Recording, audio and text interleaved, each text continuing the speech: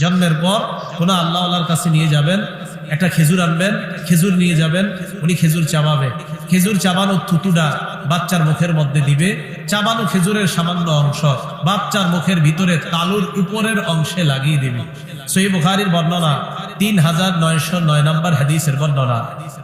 আসমা বিনতে আবি বকর রাদিয়াল্লাহু তাআলা আনহুমার বর্ণনা, তিনি বলেন আন্নাহা হামালাত বিআব্দুল্লাহ ইবনে জুবাইর রাদিয়াল্লাহু তাআলা আন, আসমা রাদিয়াল্লাহু তাআলা আনহা আব্দুল্লাহ ইবনে জুবাইরকে পেটে নিলেন। পেটে নেওয়ার পর তিনি বলেন খরাজতু ওয়া আনা মুতিম্মুন, আমি মদিনায় হিজরত করতে রওনা করলাম এমন অবস্থায় আমি আসন্ন প্রসবা। আসন্ন প্রসবা বলা হয় যে কোনো সময় সন্তান হয়ে যেতে পারে। আমি মদিনায় রওনা করার পর আতাইতুল মাদিনা, আমি মদিনায় পৌঁছলাম। ফানাজালতু বিকুবা, কুবা নামক জায়গায় অবতরণ করলাম। ফাওয়ালাদতুহু, সেখানে আমি আমার সন্তানকে জন্ম দিলাম। ফাতাইতু বিহি রাসূলুল্লাহ সাল্লাল্লাহু আলাইহি ওয়াসাল্লাম, আমি আমার সন্তানটাকে নিয়ে আল্লাহর নবীর কাছে আসলাম। ওয়াদাতুহু ফি হাজরিহি, আল্লাহর নবীর কোলের মধ্যে রাখলাম। দাআ বিতামরা, আল্লাহর নবী খেজুর আনলেন, আনার পর ফামাদাহা, খেজুরটা নবী চাবাইলেন। সুম্মা তাফালা ফিহি, আব্দুল্লাহ ইবনে জুবাইরের মুখের মধ্যে আল্লাহর নবী থুতু মুবারক লাগায়া দিলেন। আসমা রাদিয়াল্লাহু তাআলা আনহা বলেন ফাকানা আউওয়ালা শাইইন দাখালা জাওফাহু রিকু আব্দুল্লাহ, রিকু রাসূলুল্লাহ সাল্লাল্লাহু আলাইহি ওয়াসাল্লাম। আসমা রাদিয়াল্লাহু তাআলা আনহা বলেন আমার সন্তান আব্দুল্লাহর পেটের মধ্যে দুনিয়ার খাবার সর্বপ্রথম যায় না, আল্লাহ নবীর থুতু মুবারক সর্বপ্রথম যায়। আব্দুল্লাহর পেটে সর্বপ্রথম রাসূলের থুতু মুবারক দিয়েছে, এই কথাটা মনে রাখা। থুতু মুবারক সর্বপ্রথম আব্দুল্লাহর পেটে গিয়েছে। রাসূলুল্লাহ সাল্লাল্লাহু আলাইহি ওয়াসাল্লাম তার থুতু মুবারক আব্দুল্লাহ ইবনে জুবাইরের মুখের মধ্যে দিলেন। আব্দুল্লাহ ইবনে জুবাইর রাদিয়াল্লাহু তাআলা আনহুর মুখের মধ্যে রাসূলুল্লাহ সাল্লাল্লাহু আলাইহি সাল্লামের থুতু সর্বপ্রথম যায়। তাহলে এখান থেকে বুঝলাম তাহনিক করানো। তাহনিক করানো মানে রাসূলুল্লাহ সাল্লাল্লাহু আলাইহি সাল্লামের এই সুন্নাহ থেকে শিখলাম, কোন আল্লাহর ওলির কাছে যাবেন, সেখানে যাওয়ার পর তিনি খেজুর চাবাবেন, চাবানোর পর থুতু মুখের মধ্যে লাগিয়ে দিবে, এরপর সামান্য একটু খেজুরের অংশ মুখের তালুর মধ্যে লাগিয়ে দিবে। ওই সন্তান জন্মগ্রহণ করার পর তার জন্য বরকতের দোয়া করা। কিসের দোয়া করা? আবু দাউদ শরীফের বর্ণনা 5106 নম্বর হাদিসের বর্ণনা। عن عائشة الصديقة رضي الله تعالى عنها كان رسول الله صلى الله عليه وسلم يؤتى بالصبيان فيدعو لهم بالبركة।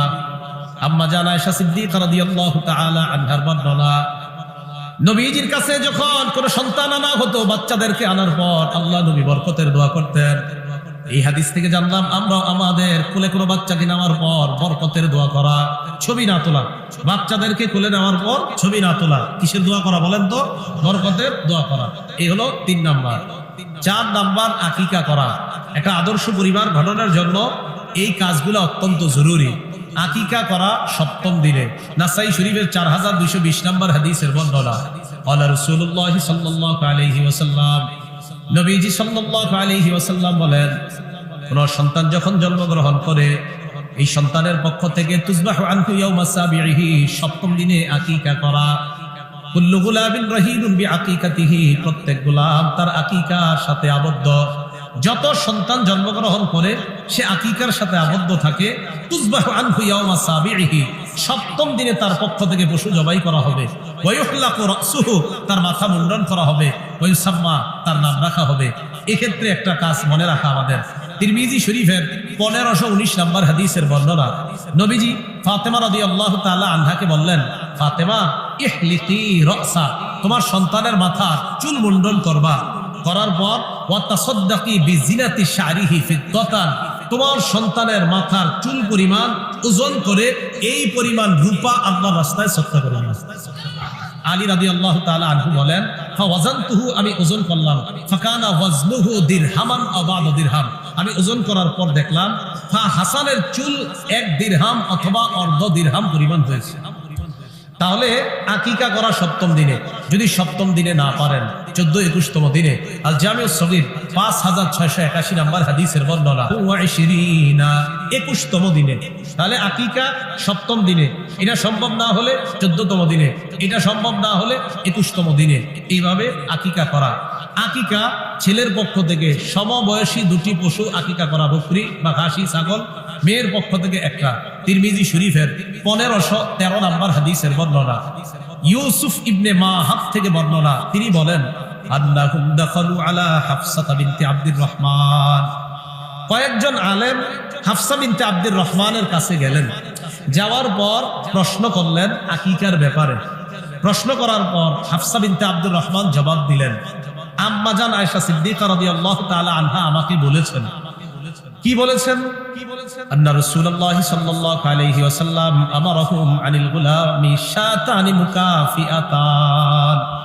নবীজি ছেলের পক্ষ থেকে সমবয়সী দুটি পশু জবাই করার জন্য, আকিকা দেওয়ার জন্য বলেছেন। ওয়া আনিল জারিয়াতি শাতা, মেয়ের পক্ষ থেকে একটি আকিকা দেওয়ার জন্য বলেছেন।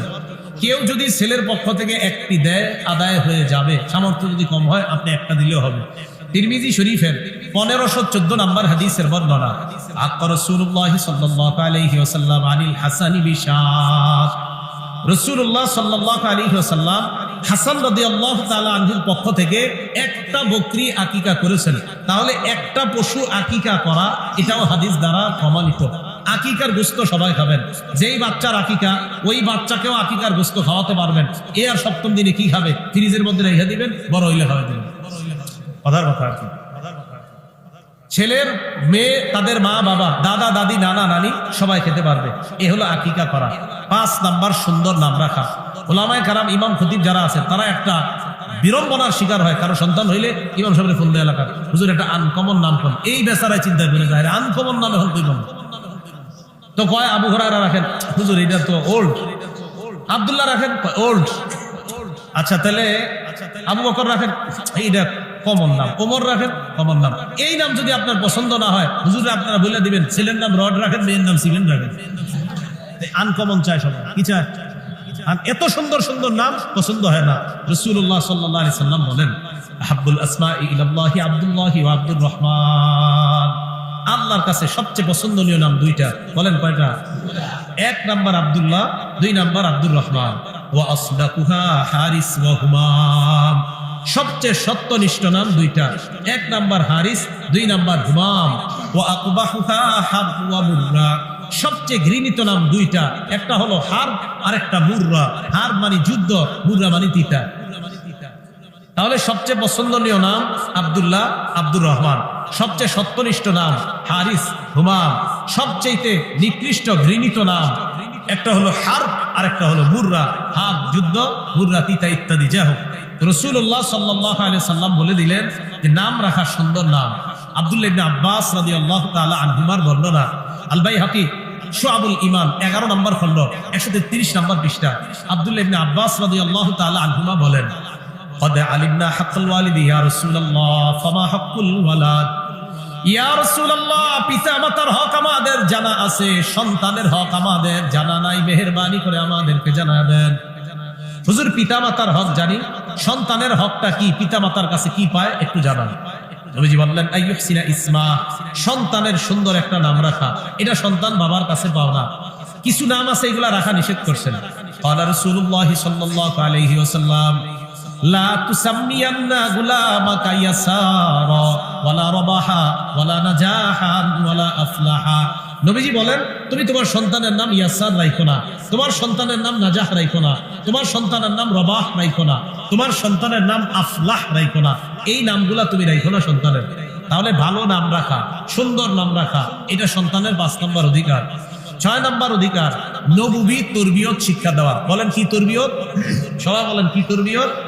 নববী তরবিয়ত শিক্ষা দেওয়া।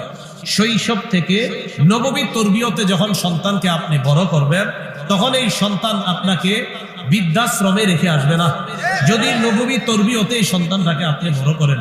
নববী তরবিয়তের মধ্যে শ্রেষ্ঠ তরবিয়ত, আমার সাথে জোরে সোরে বলবেন, বলেন নামাজ। কি তরবিয়ত?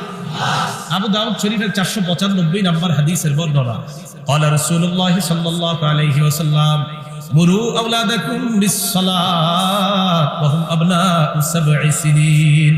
নবীজি বলেন, তোমরা তোমাদের সন্তানকে নামাজের আদেশ করো যখন তাদের বয়স হয় 7।